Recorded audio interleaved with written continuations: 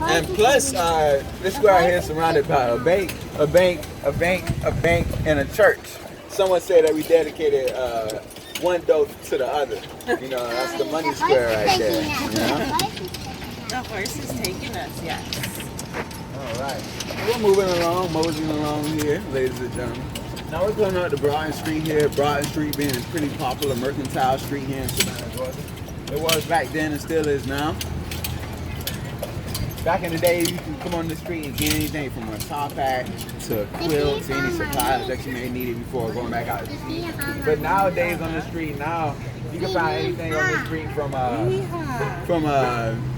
a crab to a McDonald's to a diamond ring to a fitness shop. So it's quite a variety on this street here, you know. Yes. Quite the variety. Behave. All right, so you guys see the Kayak Cafe right over there. Kayak Cafe, step up, bud. Step up. Step up. Come on, bud, step up. There we go. All right, well, the Kayak Cafe right there, I was trying to get him to step up a little bit, but he's not doing it. So the Kayak Cafe right there, you guys ever see it? Just below the Kayak Cafe is the Fitness on Broad now. Now, I usually don't tell a lot of people this, but you guys see him be pretty awesome. Now, the Fitness on Broad actually gives you guys a three-day trial on the spa. So if that, if that was your thing, or if you were going to be in Savannah for a little bit longer than 3 days, you can go right there and experience the spa for free. Or you can come across the street here and go and experience it. You can pay for it. So, whichever way you want to experience more. Free. Yeah, right. Yeah, I know, right? So that's a little local tidbit right there, All right, so we're coming into Wright Square directly ahead. Wright Square is known as our judicial square here in Savannah, Georgia. It was actually stated that all wrongs were righted inside of Wright Square. Now we're actually going to jump straight into why they call this square the judicial square. Now I want you guys to notice this lovely CVS over here on the left and right hand side. Now this building right here has historical value as being the first building, the first jailhouse inside of Savannah, Georgia. Now, at the time of this jailhouse operating, it was an open ceiling jailhouse, right? And so they didn't have any bars to separate the cells. So they kind of just shackled you up to where these windows are now. And you will look out into the center of Wright Square here and watch your gallows being prepared for you while you waited. Now, it wasn't too much of a comfortable stay inside that CVS there, which closes down every night at 9 o'clock because of superstitious activity. Now, we always had a courthouse in this square since the time of 1733. But the courthouse directly ahead here, this is our federal courthouse in this square, one of our newest courthouses. This courthouse right here was completed in 1919 in a Romanesque fashion. Now, if you look at the top there, you're going to be able to see different colored slabs of Georgia marble. Now, if you came out here during the opportune time of the day, you'll be able to see those different colored slabs of Georgia marble shimmer and glimmer in the Savannah sun. So it's quite a spectacle. And a lot of people say that this building right here looks very out of place. It's like this should be in DC or New York or something like that. I can totally understand. I can see where they're coming from. Easy salt. All right, so you guys remember Judicial Square here, right? So you had the jailhouse, you had the gallows in the center, you had the courthouse over here. And right over here where these shops are now, this is the final reference point for those no good troublemakers. This is the first cemetery ground inside Savannah, Georgia, right where these shops are now. Now, I know it doesn't look like nothing like a cemetery now, right? No. That's actually because during the yellow fever epidemic, they actually just flipped the tombstones over because they didn't want to bring the bodies back up out of the ground. So they just flipped the tombstones over and used the tombstones as the foundation for a lot of those buildings there. So crazy. Now, they were actually renaming a shoe store there a little while back and actually made a corny suggestion that they should name it to Souls over Souls. You know, being that's a shoe store. Yeah, it's kind of corny, I know. All right, so we're moving along, moseying here. It's some traditional salt style. Now, I don't know if you guys are familiar with Juliet Gordon-Lowe, the founder of the Girl Scouts. Now, this building right here on the left-hand side, this is actually her childhood home. This is where she was born and raised. Juliet Gordon-Lowe, the founder of the Girl Scouts. Now, if you guys are lucky, you'll be able to come out to the front here and see the lovely Girl Scout cookies passing out their, the lovely Girl Scout passing out some of their Girl Scout cookies, you know, at several times throughout the year. So, you know, it's quite spectacle when that happens as well. Hold on, bud. All right. So we're coming up to the first Jewish burial plot here inside of Savannah, Georgia. And you would never know if it didn't have a monument dedicated to it. The monument is located right here. It's dedicated this land to be the first Jewish burial plot here inside of Savannah, Georgia. Now, the reason that this Jewish burial plot is so large is because when James Edward Oglethorpe came here in 1733, when he first came, he had 4 things that he prohibited inside the city of Savannah because he believed that these 4 things would degrade the integrity of the men who were supposed to be debtors working here. Now, these 4 things was no lawyers, no slavery, no Jews, and no spirits as in hard liquor. But it's a whole different Savannah nowadays. When you guys are thinking. And so I want you guys to look at this steeple right here. That was actually in the movie Forrest Gump, where the feather first dropped from the beginning of the film and landed over here in Chippewa Square. But also notice Jehovah is inscribed in front of that door there as well, for the entranceway. Now, so before they inscribed Jehovah in front of that door there, that church right there was actually considered to be pretty haunted. The Independent Presbyterian Church, that's what it's called. Now, the Independent Presbyterian Church is considered to be pretty haunted as well. It was actually burnt down by those 2 fires. Those 2 great fires that were started by those 2 ovens that were in Johnson Square. Those 2 great ovens actually burned down 40% of the city twice. So, both of the times though, each fire had touched that building right there, along with a lightning strike which struck the steeple and a hurricane which sunk over half of the building. But after they ascribed Jehovah in front of that door there, all of that activity ceased. They've been spotless ever since. Alright, so I want you guys to notice this other view right here of the steeple there. Anyone who didn't see it. Alright. Now we're coming up to the Foley House here, ladies and gentlemen. The Foley House. It's a pretty proper bread and breakfast here. But we also have the First Baptist Church here, which is the oldest standing congregation here inside of Savannah, Georgia. The oldest standing congregation. Alright. So you guys seen the Foley House right there, right? Now the Foley House has its own haunted history. It's having a guy in there named Wally who never left, right? Yep. So Raleigh, he was an early murder victim who was actually cemented up inside one of those walls there, right? Yep. And he was actually cemented up in one of the walls so good that during the renovation work inside of that Foley House there, inside of Savannah, if you're doing any renovation work in a lot of these older homes here in the downtown, you have to return it back to the original status or close to it. So they were doing some renovation work inside the Foley House there, abandoning one of the walls. And actually Wally fell out of the wall. Now he was so badly decomposed that no one knew who he was or even why he was buried in the wall there. And I guess the Foley House decided to be a lot cheaper to just stick him back up in the wall there and come and, you know, continue along the day. So that's why I say Wally is the guy inside the Foley House who never left because he's still in the wall waiting on his day to get buried. And they don't tell a lot of the tenants that, so either you know or you don't, right? Alright, so I want you guys to notice in the middle of Chippewa Square here we have a monument dedicated to James Edward Oglethorpe. You're actually able to see the famous guy himself who's dressed in his full British military garment. He's facing towards Florida, which would have been at the time his greatest enemy, the Spaniards in Florida. Alright, so we're moving along, just moseying here. Now I don't know if you guys are familiar with the St. Patrick's Day Parade that we have inside of Savannah, Georgia. Now we actually have the 3rd largest St. Patrick's Day Parade inside of the world. You know, this year we actually have 1.5 million people in the downtown historic area. And it was absolutely crazy, ladies and gentlemen. Absolutely crazy. Alright, so I want you guys to notice the Sixpence Pub right here. Now the Sixpence Pub has been in 2 notable films that I can think of at the top of my head. Legend of Bagger Vance being one of them, and Something to Talk About with Julia Roberts and Dennis Quaid. Now in the movie Something to Talk About, that's where Julia Roberts came and seen her husband in a cheating affair with another woman. And so they came outside and had a whole Savannah spectacle, and in which they had to close down this street for over 5 days to get that scene right inside that movie there. And actually though, in the year 2016, the state of Georgia actually recorded more movies in it than California that year. Yeah. Yeah, we did pretty good that year in the movie.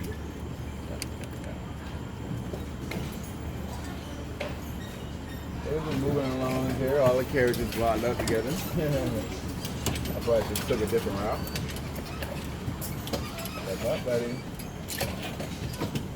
Yeah, so I went downtown during the St. Patrick's Day parade, and it was absolutely crazy. Like, I went down on River Street, and I've never seen that many people together at one time in my whole life. Like, you can barely even walk down there, like, much less bring a bike. Like, I brought my bike, and I had to leave it somewhere because I couldn't even ride it, you know. I couldn't even walk with it because it was just that many people. That was crazy. Walk on, bud. You'd have to run away. That was crazy. Jump into the river. Alright, so you guys notice this white building over here on the right-hand side? That's actually where they do all the sanitation work, all the preparation work for the St. Patrick's Day parade, which is so significant.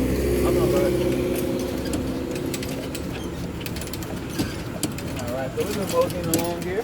We're actually coming up past Publix on the right-hand side here. Now, the Publix just celebrated a new best restaurant about 2 years ago, so they're doing pretty well for themselves, and they're also considered to be pretty economical. So it's quite recommended by the tourists and the locals. But next to it, we had the Artillery, which is a bar next to a gospel shop. The way Savannah likes to play a lot of their buildings here. Now, that building right there was actually constructed by Arabian sheik. He had Arabian carriage horses who you believe were homesick. So he designed that building right there to be a little bit more to what they experience at home. And so that's making them less homesick. But I didn't know horses got homesick, but I guess you learn something new every day, every 2 days, right? Easy. Whoa. Whoa. Walk on, bud. I thought it was going to be Publix too. Alright, so we're coming out to Madison Square here, one of our bloodiest squares here in Savannah, Georgia. Over 800 men died in the middle of this square in the Battle of the Seas of Savannah in just under an hour. So that's one of the reasons why I consider the Sorrel Weed House right here to be as haunted as it is. Inside of the Sorrel Weed House right here, you're actually able to go on 2 nighttime tours throughout this building. The later of the nighttime tours, they actually give you all the equipment that you need to go on your own paranormal hunt throughout that building and see what you can find.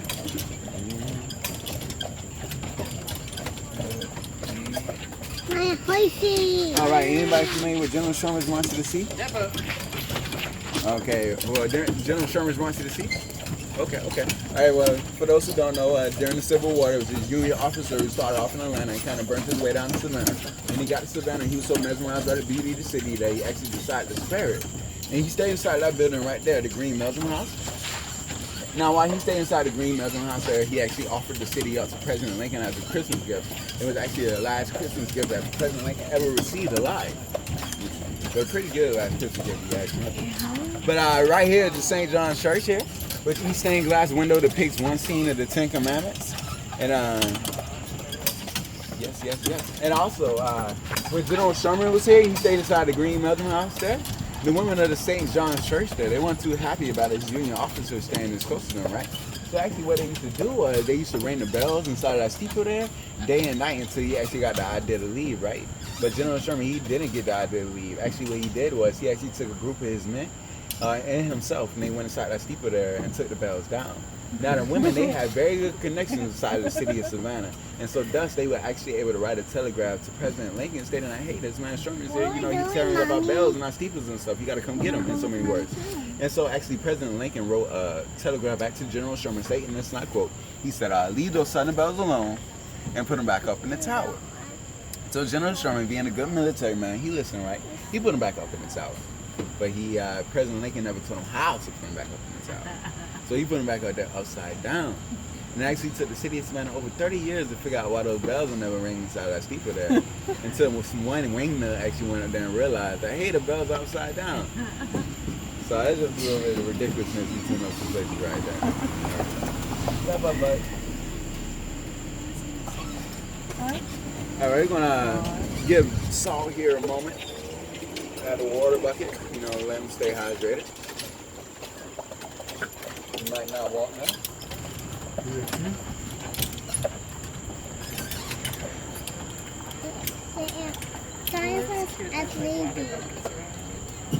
Yeah, that's cool. All right, so Right here, Madison Square, ladies and gentlemen, the real piece de resistance here. Now, Madison Square, over 800 men died in the middle of the square during the Battle of Savannah in just under an hour. Now, it's actually stated that if you flip over just under 4 feet worth of dirt inside of this square, you're going to find 3 things. You're going to find bones, bullets, and buttons, being that all the men that died in the military conflict. Now, actually in the middle of the square here, we actually have a monument dedicated to Sergeant Jasper. Now, Sergeant Jasper was one of those unlucky souls that perished in the Battle of Savannah. And it was actually stated that the American flag and the flagpole that he carried out to battle, after being shot over 12 times, it was actually stated that once they discovered his body, he said the American flag and the flagpole was still off of the ground. So they actually have a monument right here to him in the middle of the square for being so tight-fisted as that was battle. Now, I want you guys to notice these 2 cannons right here. These are two cannons to signify the first 2 Georgia highways were said to start in this area called Ogeechee and Denver. That's going to be the name of those 2 Georgia highways as well. All right. So we're going to pull them back out here. Now, I want you guys to notice this red brick building over here as well. Now, that's actually where SCAD started. All right. Now, that's actually SCAD started out in that building in 1974 with a little bit over 76 students. But nowadays, though, they own over 85 buildings in the downtown historic area and have over 7,000 students. But this was a Chatham artillery back in the day, so what you would do is you would back your carriage up to these large bay windows here, and you would load out on any ammunition or weapons or supplies that you may need before going out to battle. Alright, so we're moving along here. We're going to come up to some new construction so you're able to see the Preservation Act in play here inside of Savannah, Georgia. They understand what I'm talking about when I'm talking about it. But these buildings right here, they're not brand spanking new. They've been here for about 2 years now. These are like private homes. Now, right over here, these buildings right here, these are brand spanking new. Now, these buildings right here, they look like they've been here for a while though. With the Historic Preservation Act, look like they've been here for about a couple hundred years or so. But actually, these buildings right here, if you got a garage in downtown Savannah, you're considered like the Holy Grail or something, right? Yeah. So these buildings right here, you're looking at 4 condos, and each condo has 2 garages. Now, location, right? They're brand new, so each condo is going for a little bit over $1.5 million, right? And they're actually all sold out already. Location. All right, so we're moving along here to the back of Juliet Gordon-Low adult home here. That's where she started the Girl Scouts out of, that back building right there. That was the first Girl Scout headquarters in the United States of America. And this is right here where she lived the later years of her life, out of this building here, Juliet Gordon-Low. Once you guys can notice the cast iron work on the outside of her building here, it was actually stated that a man named William Keogh, who designed a lot of this cast iron work here in Savannah, Georgia, he actually stated that if you can make it out of wood, I can make it out of cast iron even better. So he did a pretty good job on this cast iron work here. And actually, cast iron was used as a sign of wealth back in the day. So no matter cast iron you had in your home, the more prestigious you were considered as a family. And a lot of that floristry that's planted in the front of Juliet Gordon-Low's house there, it's actually stated that she planted a lot of that herself. Now, I want you guys to notice this red door over here on the right-hand side. And there's another one just along the way there. Now, it's all this Savannah tradition that if your mortgage is paid off, then you were to paint your doors red. That's to let the brokers know not to come knocking on your door every 2 weeks to a month, right? And so, this red door right here got me thinking, I wonder how many people just painted their doors red just to get away from those early brokers, right? I mean, that's all you had to do. That's all you had to do. But if you guys weren't painting your doors red anytime soon, and we're coming up here to a beautiful bread and breakfast here inside of Savannah, Georgia. Another one called the Hamilton Turner Inn. Now the Hamilton Turner Inn, right over here, has won several awards in its lifetime throughout Savannah, Georgia. Actually, it has historical value as being the first building inside of Savannah, Georgia to actually have running electricity. Now, it was the early Savannah myth that the citizens used to gather out inside Lafayette Square here to watch the lights turn on the side of that building there every day, right? Every night. But the first time that they did it though, everyone ran back to their homes to grab their water buckets because they thought that building was on fire. You know, they never seen anything that bright since gas lamps before. That was like the new iPhone or something. You know? All right, so we're coming up to the Cathedral of St. John the Baptist here, ladies and gentlemen. Cathedral of St. John the Baptist here, one of the most photographed places inside Savannah. Now, this church right here is actually one of the only religious buildings that you're able to go into on non-operational hours and tour this building right here. So you're actually able to go inside this building right here every day until about 5 o'clock when they let you, and except for Sunday for Mass. And be able to see the inside of this building, all the tall ornate work and all the tall ceilings and stuff like that, and all the murals and stuff. So it's quite the spectacle inside. But yeah. Now I want you guys to notice the entrance, not the entranceway, but notice the windows of this building right here. Now each window came from Australia at the price of over $2 million. All of them together, not each one by itself. Right. Yeah, it's actually a 2-year waiting list just to get married inside of that church there, along with a pretty hefty penny, and you have to be Catholic. But yeah, and it's pretty ironic being that how prestigious that building looks, that they have a pastor in there named Dr. Shrek. That's like his ogre palace, you know. Yeah. Easy. Walk on, bud.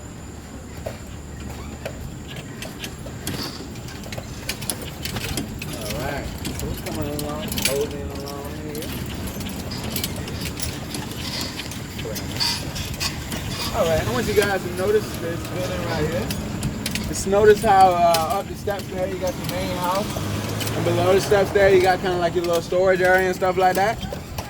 Now, a lot of these earlier homes in Savannah were designed in a particular fashion where yellow fever was taken into play, because they believed that yellow fever was spread by bad air, which is close to the ground.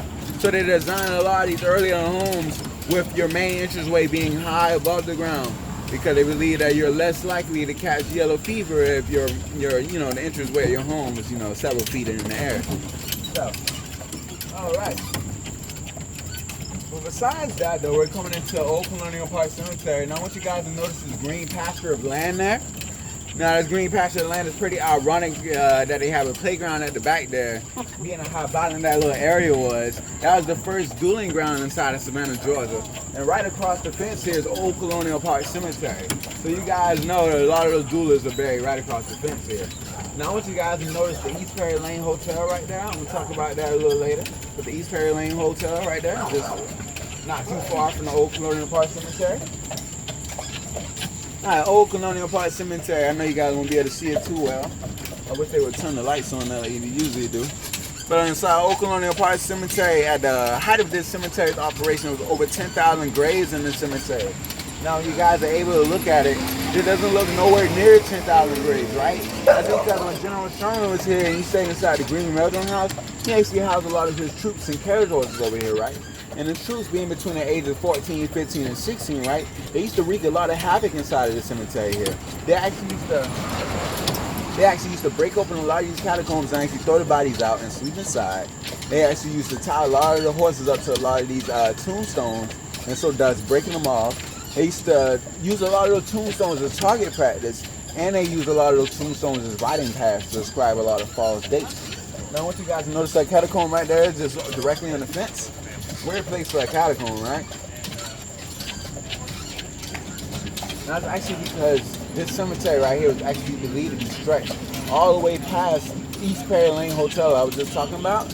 So actually, during the late 1800s, they wanted to make this street right here two ways to let carriages go by both sides. And so they just pushed the fence back, repaved over the rest of the cemetery.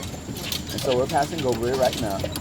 And actually, inside the East Perry Lane Hotel, they were actually doing some renovation work inside of the East Perry Lane Hotel. We're actually constructing it. And during Hurricane Matthew, and actually we're building a 50-foot hole inside of the ground for Hurricane Matthew. Well, not for the foundation. And then Hurricane Matthew came, and left that 50-foot hole filled with water, right?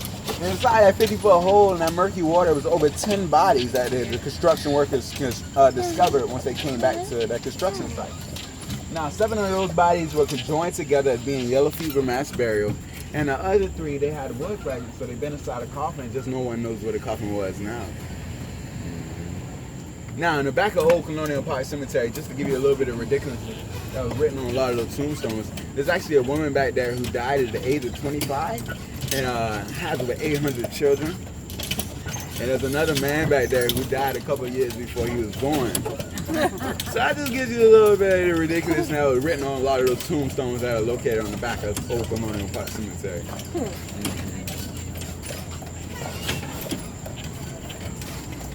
Alright, so we're just moseying along here, moseying along.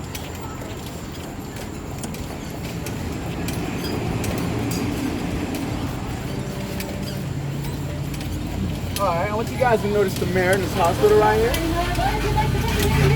Right, the old hospital here inside of Savannah, Georgia, outside of constructed a tabby there. This is Georgia Sea Cells and Georgia Clay. Now, this building right here is now SCAS Financial Aid Building. But at the top there on the 3rd floor, that's where they leave the school lights on. During the school year, they leave the lights on inside of that building there on the 3rd floor day and night because of superstitious activity. Now, the students, they keep their work on that 3rd floor there, and when they don't keep the lights on, after coming back to the work, after not leaving the lights on all night, they come back to their work having strange drips in it and strange fluids dripping off of the canvas. So during the school year, they leave the lights on that 3rd floor right there, day and night, because of superstitious reasons, you know? All right, but I want you guys to notice the President's Quarters Inn right here, which actually has a historical value as being a place where George Washington actually stayed at during the burial of his friend Nathaniel Greene, who was someone considered his best friend, I would consider his second in command. And nowadays, though, inside that, in there, each room is dedicated to a famous president of some sort. So they have a room in there dedicated to George Washington, and another one to President Lincoln, and so on and so forth. I want you guys to notice the Owen Thompson's house right here. All right. Now, the Owen Thompson's house, I want you guys to look at the entranceway of this building. See how it's rounded off. Now, that building right there was actually constructed by a man named William Kay. Now, he completed that building at the time of him being 19 years old. He came from a family of wealthy architects. Now, when he constructed that building, he was very superstitious. He believed that spirits were able to hide in corners. So the more corners that you had inside your home, more likely you were to have a haunted house. So he actually designed a lot of that building right there to be rounded out, you know, as less corners as possible. And also, though, the historical value behind that building there, it was actually the first building inside of Savannah, Georgia, that actually had running water and flushing toilets. That building had running water and flushing toilets 8 years before the White House.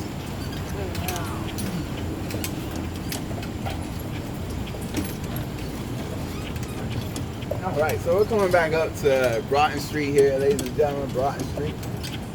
All right, but before we get to it, I want you guys to notice this lovely subway on the left-hand side here.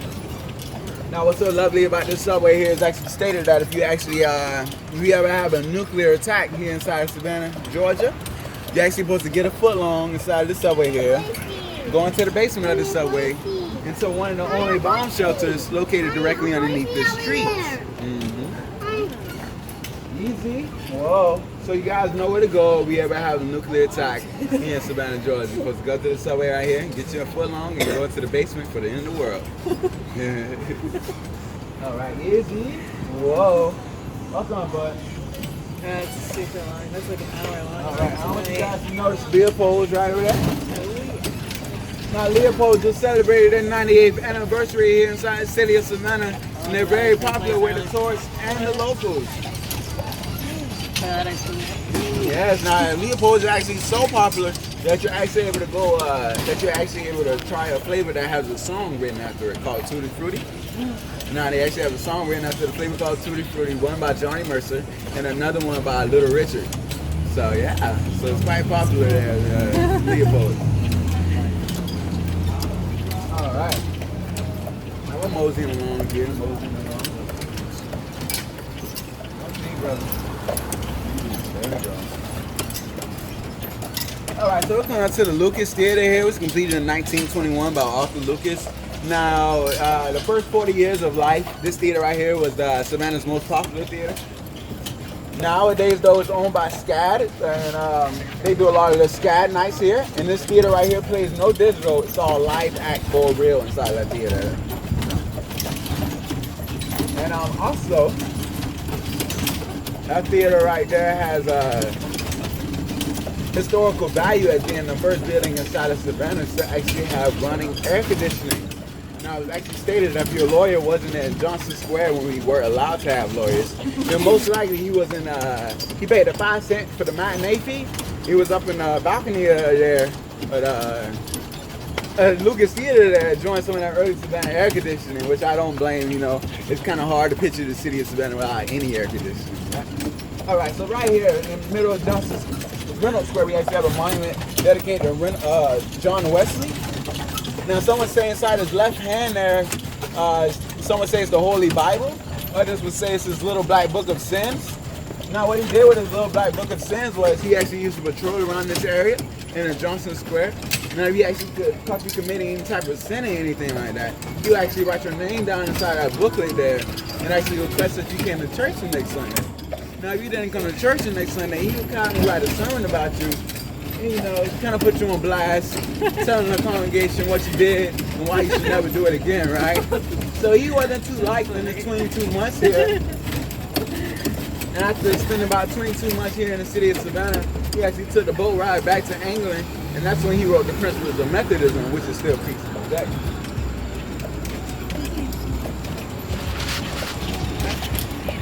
All right, so we're coming up. So we're coming up here, ladies and gentlemen, to the Old Pink House here, which is a 5-star restaurant here inside Savannah, Georgia. It was completed by William Havisham in 1771. Now, at the time of completing this building, William Havisham, he wanted this building right here to be all white. But he went about designing it in a ridiculous way.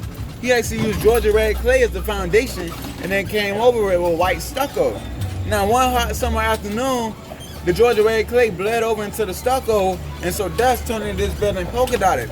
Now, he was actually so distraught and ridiculed so bad about this building being polka dotted that he actually went into the tavern downstairs and actually committed suicide inside of a little small closet, which is now the girls' bathroom. So that's why they say is you're not supposed to wear any pink inside the pink out there, because you're either going to feel a tight pinch or whatever pink you're wearing, or you're going to go inside the girls' bathroom and find out the girls' bathroom door has been locked on you for over 2 minutes at a time. Now, we actually had a tour guide who could attest to this, because him and his wife actually had dinner inside the pink house there, and she wore a long pink blouse. I don't know why you would do this, you know. That's right. And so she did it. She wore a long pink blouse, right? And she didn't feel a tight pinch on whatever pink she was wearing. But after eating dinner and going inside the bathroom and washing her hands, she said that she was trying to leave out of the bathroom, but it would seem like the bathroom door was locked on her. But it was ironic enough because there weren't any locks on the bathroom door. So she said after about 10 minutes of just analyzing the bathroom door and trying to figure out why it wasn't open for her, she said it just magically opened after 10 minutes, and she was actually able to walk out